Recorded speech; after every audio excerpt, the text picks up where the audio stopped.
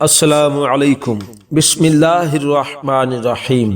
میرے دوستو، آج کی اس ویڈیو کے اندر ایسا زبردست واقعہ لے کر آئے ہیں جو کہتا ہو کہ مجھے رونا نہیں آتا، سخت سے سخت دل کو بھی میرے دوستو پگھلا دینے والا واقعہ ہے۔ میرے دوستو، اگر آپ کو یہ واقعہ پسند آئے تو اس واقعہ کو زیادہ سے زیادہ ضرور شیئر کریں۔ ہارون رشید رحمت اللہ علیہ کا ایک بیٹا تھا جس کی عمر تقریباً 16 سال کی تھی۔ وہ بہت کثرت سے زاہدوں اور بزرگوں کی مجلس میں رہا کرتا تھا اور اکثر قبرستان چلا جاتا، وہاں جا کر کہتا کہ تم لوگ ہم سے پہلے دنیا میں تھے، دنیا کے مالک تھے، لیکن اس دنیا نے تمہیں نجات نہ دی حتیٰ کہ تم قبروں میں پہنچ گئے۔ کاش مجھے کسی طرح خبر ہوتی کہ تم پر کیا گزر رہی ہے اور تم سے کیا کیا سوال و جواب ہوئے ہیں۔ اور اکثر یہ شعر پڑھا کرتے تھے جن کا ترجمہ ہے، مجھے جنازے ہر روز ڈراتے ہیں اور مرنے والوں پر رونے والیوں کی آوازیں مجھے غمگین رکھتی ہیں۔ ایک دن وہ اپنے باپ بادشاہ کی مجلس میں آیا، اس کے پاس وزراء، امراء سب لوگ جمع تھے اور لڑکے کے بدن پر ایک کپڑا معمولی اور سر پر ایک لنگی بندھی ہوئی تھی۔ اراکین سلطنت آپس میں کہنے لگے کہ اس پاگل لڑکے کی حرکتوں نے امیر المومنین کو بھی دوسرے بادشاہوں کی نگاہ میں ذلیل کر دیا۔ اگر امیر المومنین اس کو تنبیہ کریں، اس کو ڈانٹیں تو شاید یہ اپنی اس حالت سے باز آ جائے۔ امیر المومنین نے یہ بات سن کر اس سے کہا کہ بیٹا، تو نے مجھے لوگوں کی نگاہ میں ذلیل کر رکھا ہے۔ اس نے یہ بات سن کر باپ کو تو کوئی جواب نہیں دیا، لیکن ایک پرندہ وہاں بیٹھا تھا، اس کو کہا کہ اس ذات کا واسطہ جس نے تجھے پیدا کیا ہے تو میرے ہاتھ پر آ کر بیٹھ جا۔ وہ پرندہ وہاں سے اڑ کر اس کے ہاتھ پر آ کے بیٹھ گیا، پھر کہا کہ اب اپنی جگہ چلا جا۔ وہ ہاتھ پر سے اڑ کر اپنی جگہ چلا جاتا ہے۔ اس کے بعد اس نے عرض کیا کہ ابا جان، اصل میں آپ دنیا سے جو محبت کر رہے ہیں اس نے مجھے رسوا کر رکھا ہے۔ اب میں نے یہ ارادہ کر لیا ہے کہ آپ سے جدائی اختیار کر لوں۔ یہ کہہ کر وہاں سے چل دیا اور ایک قرآن شریف صرف اپنے ساتھ لیا۔ چلتے ہوئے ماں نے ایک بہت قیمتی انگوٹھی بھی اس کو دے دی کہ احتیاج کے وقت اس کو فروخت کر کے کام میں لائے۔ وہ یہاں سے چل کر بصرہ پہنچ گیا اور مزدوروں میں کام کرنے لگا۔ ہفتہ میں صرف ایک دن شنبہ کو مزدوری کر لیتا اور 1 درہم اور 1 دانک یعنی درہم کا 6واں حصہ مزدوری لیتا، اس سے کم یا زیادہ نہ لیتا۔ 1 دانک روزانہ خرچ کرتا۔ ابو عامر بصری رحمت اللہ علیہ کہتے ہیں کہ میری ایک دیوار گر گئی تھی، اس کو بنوانے کے لیے میں کسی معمار کی تلاش میں نکلا۔ کسی نے بتایا ہوگا کہ یہ شخص بھی تعمیر کا کام کرتا ہے۔ میں نے دیکھا کہ نہایت خوبصورت لڑکا بیٹھا ہے، ایک زنبیل پاس رکھی ہے اور قرآن شریف دیکھ کر پڑھ رہا ہے۔ میں نے اس سے پوچھا کہ لڑکے مزدوری کرو گے؟ کہنے لگا کیوں نہیں کریں گے، مزدوری کے لیے تو پیدا ہوئے ہیں، آپ بتائیں کیا خدمت مجھ سے لینی ہے؟ میں نے کہا گارے مٹی تعمیر کا کام لینا ہے۔ اس نے کہا کہ 1 درہم اور 1 دانک مزدوری ہوگی اور نماز کے اوقات میں کام نہیں کروں گا۔ میں نے اس کی دونوں شرطیں منظور کر لی اور اس کو لا کر کام پر لگا دیا۔ مغرب کے وقت جب میں نے دیکھا تو اس نے 10 آدمیوں کی بقدر کام کیا۔ میں نے اس کو مزدوری میں 2 درہم دیے۔ اس نے شرط سے زائد لینے سے انکار کر دیا اور 1 درہم اور 1 دانک لے کر چلا گیا۔ دوسرے دن میں پھر اس کی تلاش میں نکلا، وہ مجھے کہیں نہ ملا۔ میں نے لوگوں سے تحقیق کی کہ ایسی ایسی صورت کا ایک لڑکا مزدوری کیا کرتا ہے، کسی کو معلوم ہے کہ وہ کہاں ملے گا؟ لوگوں نے بتایا کہ وہ صرف شنبہ ہی کے دن مزدوری کرتا ہے، اس سے پہلے تمہیں کہیں نہیں ملے گا۔ مجھے اس کے کام کو دیکھ کر ایسی رغبت ہوئی کہ میں نے 8 دن کو اپنی تعمیر بند کر دی اور شنبہ کے دن اس کی تلاش کو نکلا۔ وہ اسی طرح بیٹھا قرآن شریف پڑھتا ہوا مجھے ملا۔ میں نے سلام کیا اور مزدوری کرنے کو پوچھا۔ اس نے وہی پہلی 2 شرطیں بیان کی، میں نے منظور کر لی۔ وہ میرے ساتھ آ کر کام میں لگ گیا۔ مجھے اس پر حیرت ہو رہی تھی کہ پچھلا شنبہ کو اس اکیلے نے 10 آدمیوں کا کام کس طرح کر لیا۔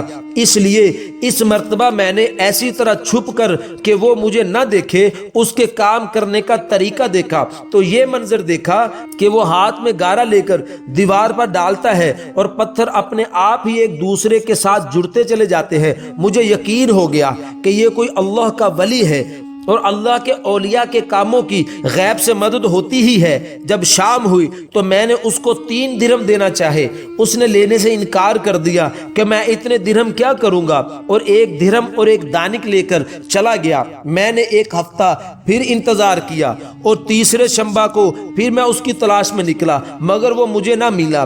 میں نے لوگوں سے تحقیق کیا، ایک شخص نے بتایا کہ وہ 3 دن سے بیمار ہے، فلاں ویرانہ جنگل میں پڑا ہے۔ میں نے ایک شخص کو اجرت دے کر اس پر راضی کیا کہ وہ مجھے اس جنگل میں پہنچا دے۔ وہ مجھے لے کر اس جنگل ویران میں پہنچا تو میں نے دیکھا کہ وہ لڑکا بے ہوش پڑا ہے، آدھی اینٹ کا ٹکڑا سر کے نیچے رکھا ہوا ہے۔ میں نے اس کو سلام کیا، اس نے جواب نہ دیا۔ میں نے دوسری مرتبہ سلام کیا تو اس نے آنکھ کھولی اور مجھے پہچان لیا۔ میں نے جلدی سے اس کا سر اینٹ پر سے اٹھا کر اپنی گود میں رکھ لیا۔ اس نے سر ہٹا لیا اور چند شعر پڑھے جن میں سے 2 یہ ہیں، ترجمہ ہے: میرے دوست، دنیا کی نعمتوں سے دھوکے میں نہ پڑ، عمر ختم ہوتی جا رہی ہے اور یہ نعمتیں سب ختم ہو جائیں گی۔ جب تو کوئی جنازہ لے کر قبرستان میں جائے تو یہ سوچتا رہا کر کہ تیرا بھی ایک دن اسی طرح جنازہ اٹھایا جائے گا۔ اس کے بعد میرے دوستو اس نے مجھ سے کہا کہ ابو عامر، جب میری روح نکل جائے تو مجھے نہلا کر مجھے اسی کپڑے میں مجھے کفن دے دینا۔ میں نے کہا میرے محبوب، اس میں کیا حرج ہے کہ میں تیرے کفن کے لیے نئے کپڑے لے آؤں؟ اس نے جواب دیا کہ نئے کپڑوں کے لیے زندہ لوگ زیادہ مستحق ہیں۔ یہ جواب حضرت ابو بکر صدیق رضی اللہ تعالی عنہ کا جواب ہے۔ انہوں نے بھی اپنے وصال کے وقت یہی فرمائش کی تھی کہ میری انہی چادروں میں کفن دے دینا، اور جب ان سے نئے کپڑے کی اجازت چاہی گئی تو انہوں نے یہی جواب دیا تھا۔ لڑکے نے کہا کہ کفن تو پرانا ہو یا نیا، بہرحال بوسیدہ ہو جائے گا، آدمی کے ساتھ تو صرف اس کا عمل ہی رہتا ہے۔ اور یہ میری لنگی اور لوٹا قبر کھودنے والے کو مزدوری میں دے دینا، اور یہ انگوٹھی اور قرآن شریف ہارون رشید تک پہنچا دینا، اور اس کا خیال رکھنا کہ خود انہی کے ہاتھ میں دینا، اور یہ کہہ کر دینا کہ ایک پردیسی لڑکے کی یہ میرے پاس امانت ہے اور وہ آپ سے کہہ گیا ہے کہ ایسا نہ ہو کہ اسی غفلت اور دھوکے کی حالت میں آپ کی موت آ جائے۔ یہ کہہ کر اس کی روح نکل گئی۔ اس وقت مجھے معلوم ہوا کہ یہ لڑکا شہزادہ ہے۔ اس کے انتقال کے بعد اس کی وصیت کے موافق میں نے اس کو دفن کر دیا اور وہ دونوں چیزیں گورکن کو دے دی، اور قرآن پاک اور انگوٹھی لے کر بغداد پہنچا اور قصر شاہی کے قریب پہنچا تو بادشاہ کی سواری نکل رہی تھی۔ میں ایک اونچی جگہ کھڑا ہو گیا۔ اول ایک بہت بڑا لشکر نکلا جس میں تقریباً 1000 گھوڑے سوار تھے۔ اس کے بعد اسی طرح یکے بعد دیگرے 10 لشکر نکلے، ہر ایک میں تقریباً 1000 سوار تھے۔ 10ویں جتھے میں خود امیر المومنین بھی تھے۔ میں نے زور سے آواز دے کر کہا، اے امیر المومنین، آپ کو حضور اقدس صلی اللہ علیہ وسلم کی قرابت رشتہ داری کا واسطہ ذرا توقف کر لیجئے۔ میری آواز پر انہوں نے مجھے دیکھا تو میں نے جلدی سے آگے بڑھ کر کہا، میرے پاس ایک پردیسی لڑکے کی یہ امانت ہے جس نے مجھے یہ وصیت کی تھی کہ یہ دونوں چیزیں آپ تک پہنچا دوں۔ بادشاہ نے ان کو دیکھ کر پہچان لیا، تھوڑی دیر سر جھکایا، ان کی آنکھ سے آنسو جاری ہو گئے اور ایک دربان سے کہا، اس آدمی کو اپنے ساتھ رکھو، جب میں واپسی پر بلاؤں تو میرے پاس پہنچا دینا۔ جب وہ باہر سے واپسی پر مکان پر پہنچے تو محل کے پردے گروا کر دربان سے فرمایا، اس شخص کو بلا کر لاؤ، اگرچہ وہ میرا غم تازہ ہی کرے گا۔ دربان میرے پاس آیا اور کہنے لگا کہ امیر المومنین نے بلایا ہے اور اس کا خیال رکھنا کہ امیر پر صدمہ کا بہت اثر ہے، اگر تم 10 باتیں کرنا چاہتے ہو تو 5 ہی پر اکتفا کرنا۔ یہ کہہ کر وہ مجھے امیر کے پاس لے گیا۔ اس وقت امیر بالکل تنہا بیٹھے تھے۔ مجھ سے فرمایا کہ میرے قریب آ جاؤ۔ میں قریب جا کر بیٹھ گیا۔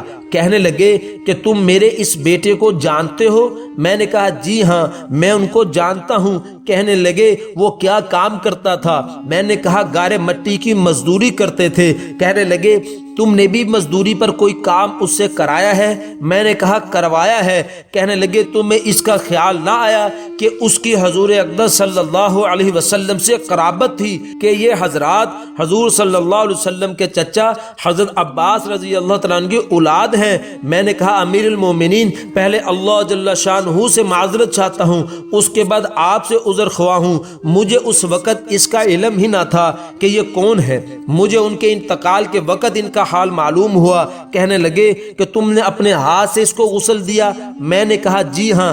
کہنے لگے اپنا ہاتھ لاؤ۔ میرا ہاتھ لے کر اپنے سینہ پر رکھ کر اور چند شعر پڑھے جن کا ترجمہ یہ ہے: اے وہ مسافر جس پر میرا دل پگھل رہا ہے اور میری آنکھیں اس پر آنسو بہا رہی ہیں، اے وہ شخص جس کا مکان قبر دور ہے لیکن اس کا غم میرے قریب ہے، بے شک موت ہر اچھے سے اچھے عیش کو مقدر کر دیتی ہے۔ وہ مسافر ایک چاند کا ٹکڑا تھا، یعنی اس کا چہرہ جو خالص چاندی کی ٹہنی پر تھا، یعنی اس کے بدن پر چاند کا ٹکڑا بھی قبر میں پہنچ گیا اور چاندی کی ٹہنی بھی قبر میں پہنچ گئی۔ اس کے بعد ہارون رشید نے بصرہ اس کی قبر پر جانے کا ارادہ کیا۔ ابو عامر رحمۃ اللہ علیہ ساتھ تھے۔ اس کی قبر پر پہنچ کر ہارون رشید نے چند شعر پڑھے جن کا ترجمہ یہ ہے: اے وہ مسافر جو اپنے سفر سے کبھی نہ لوٹے گا، موت نے کم عمری کے ہی زمانہ میں اس کو جلدی سے اچک لیا۔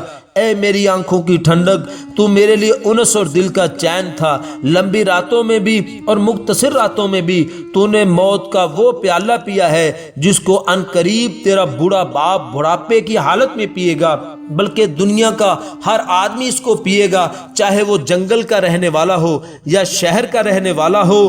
پس سب تعریفیں اسی وحدہ لا شریک لہ کے لیے ہیں جس کی لکھی ہوئی تقدیر کے یہ کرشمے ہیں۔